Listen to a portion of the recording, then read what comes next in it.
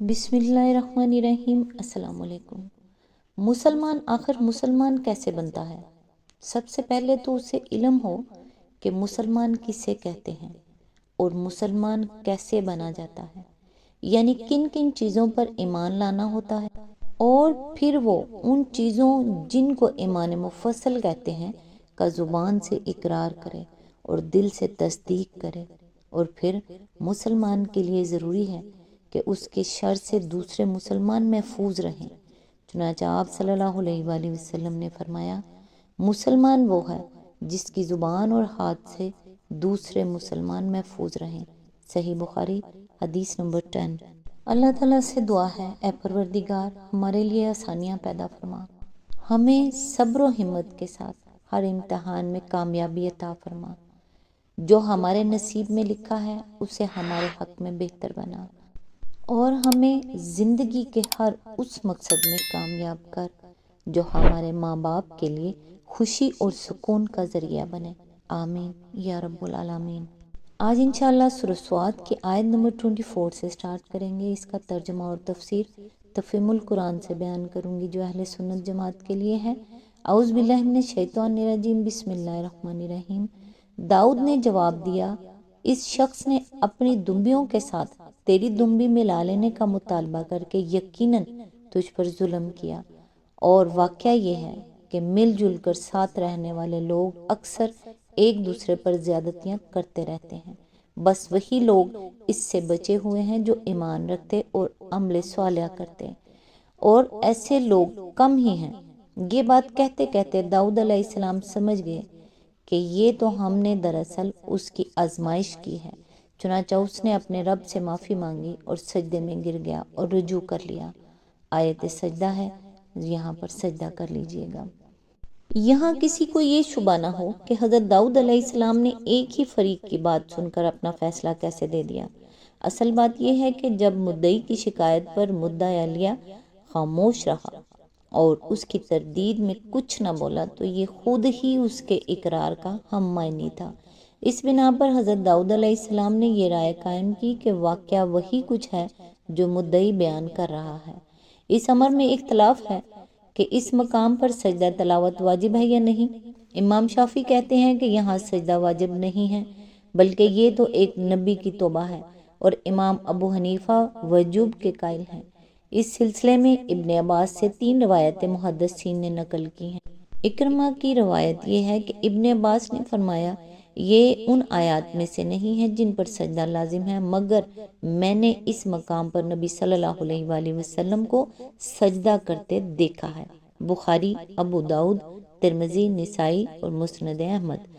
دوسری روایات جو ان سے سعید بن جبیر نے نقل کی ہے، اس کے الفاظ یہ ہیں کہ سورہ صاد میں نبی صلی اللہ علیہ وآلہ وسلم نے سجدہ کیا اور فرمایا، داؤد نے توبہ کے طور پر سجدہ کیا تھا اور ہم شکر کے طور پر سجدہ کرتے ہیں، یعنی اس بات پر کہ ان کی توبہ قبول ہوئی۔ نسائی۔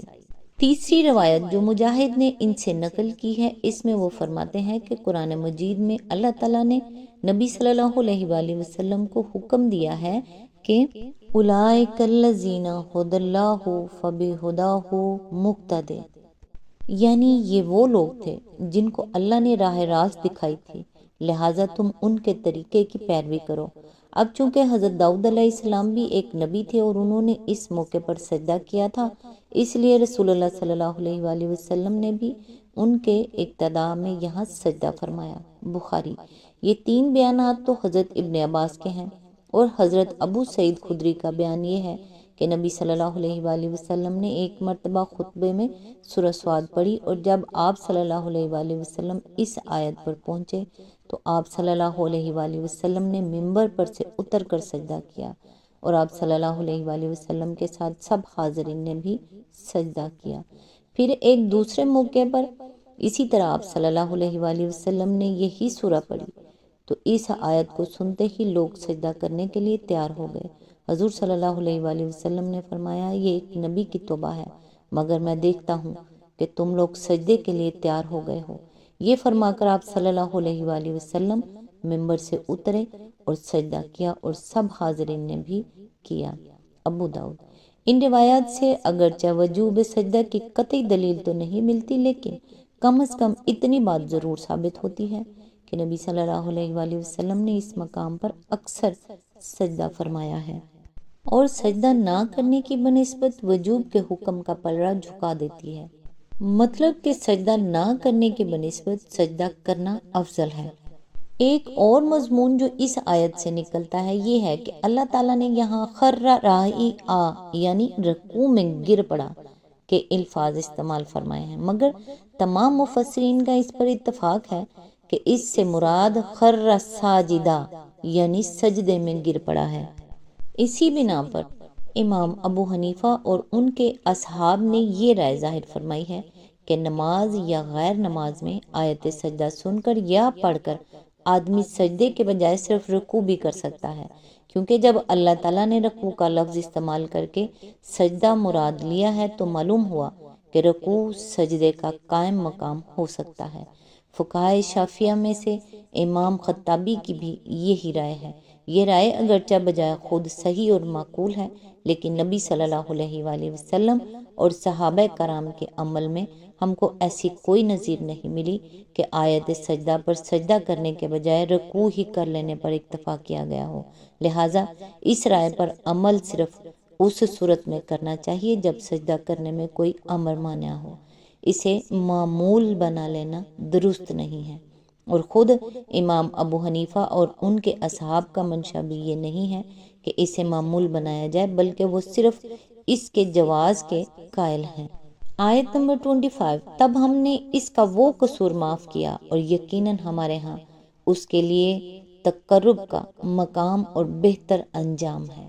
اس کی تفسیر ہے، اس سے معلوم ہوا کہ حضرت داؤد علیہ السلام سے قصور ضرور ہوا تھا، اور وہ کوئی ایسا قصور تھا جو دنبیوں والے مقدمے سے کسی طرح کی مماثلت رکھتا تھا، اسی لیے اس کا فیصلہ سناتے ہوئے ان کو یہ خیال آیا کہ یہ میری آزمائش ہوئی ہے، لیکن اس قصور کی نوعیت ایسی شدید نہ تھی کہ اسے معاف نہ کیا جاتا، یا اگر معاف کیا بھی جاتا تو وہ اپنے مرتبہ بلند سے گرا دیے جاتے۔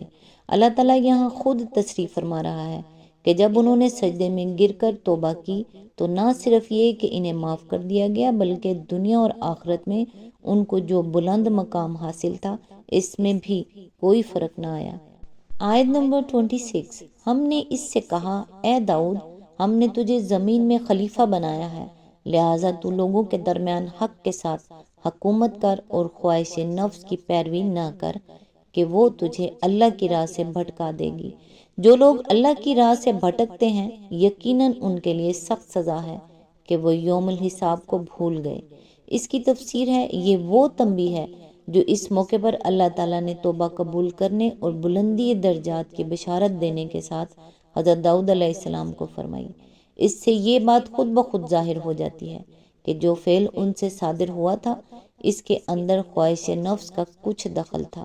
اس کا حاکمانہ اقتدار کے نامناسب استعمال سے بھی کوئی ایسا فعل تھا جو حق کے ساتھ حکومت کرنے والے کسی فرمانروا کو زیب نہ دیتا تھا۔